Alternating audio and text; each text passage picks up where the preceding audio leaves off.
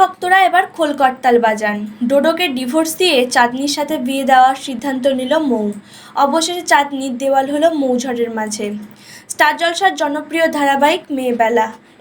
এই ধারাবাহিকে দেখা যায় যে একটা ঘটনাচক্রে শিকার হয়ে 12 বছরের প্রেমিকা চাঁদনিকে ভুলে নির্ঝর মিত্র অর্থাৎ ডোডো একরকম বাধ্য হয় মৌকে বিয়ে করতে। এরপর অন্যান্য ধারাবাহিকের মতো চাঁদনি ভিলেনে পরিণত হয় না, বরং মৌকে খুব ভালোবেসে গ্রহণ করে চাঁদনি। এরপর সবাই চাঁদনির নামে ধন্য ধন্য করতে শুরু করে। সবাই বলতে শুরু করেন যে চাঁদনির মতো মেয়ে হয় না। চাঁদনি বলেই এত সহজে 12 বছরের প্রেমকে এক কথায় মৌকে ছেড়ে দিল।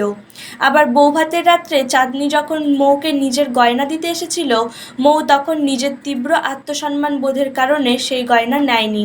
সেই সময় অনেককে চাঁদনির ভক্ত বলেছিলেন যে অনেকেই মৌ হতে পারে, কিন্তু সবাই চাঁদনি হতে পারে না। আবার অনেকে এও বলেছিলেন যে মৌয়ের এইভাবে চাঁদনিকে ফিরিয়ে দেওয়া উচিত হয়নি। সেই সময় কিছু দর্শক তাদের দীর্ঘদিনের ধারাবাহিক দেখার অভিজ্ঞতা থেকে বলেছিলেন যে আজ যে চাঁদনিকে এত অসহায় এবং খারাপ লাগছে দেখতে, একদিন এই চাঁদনি মৌ আর ডোডোর মাঝখানে দেওয়াল হয়ে দাঁড়াবে।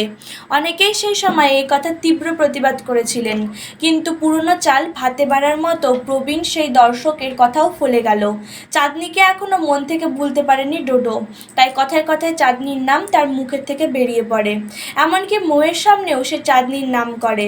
তাই মৌ বুঝতে পারে যে তার ডোডো আর চাঁদনির মাঝখান থেকে সরে দাঁড়ানো উচিত। সে ডিভোর্স দিয়ে চাঁদনি আর ডোডোকে মিলিয়ে দেওয়ার সিদ্ধান্ত নেয়। এই এপিসোড দেখে সোশ্যাল মিডিয়ায় একজন লিখেছেন, নিন এবার চাঁদনি ভক্তরা খোল করতাল বাজান। ডোডো এখনও আপনাদের চাঁদনিকে ভোলেনি। আর মৌ বলেছে ওদের ডিভোর্সের পর ডোডো চাঁদনির বিয়েতে যেন মৌকে ডাকতে না বলে ডোডো। নিন এবার বাজনা পার্টিকে খবর দিন।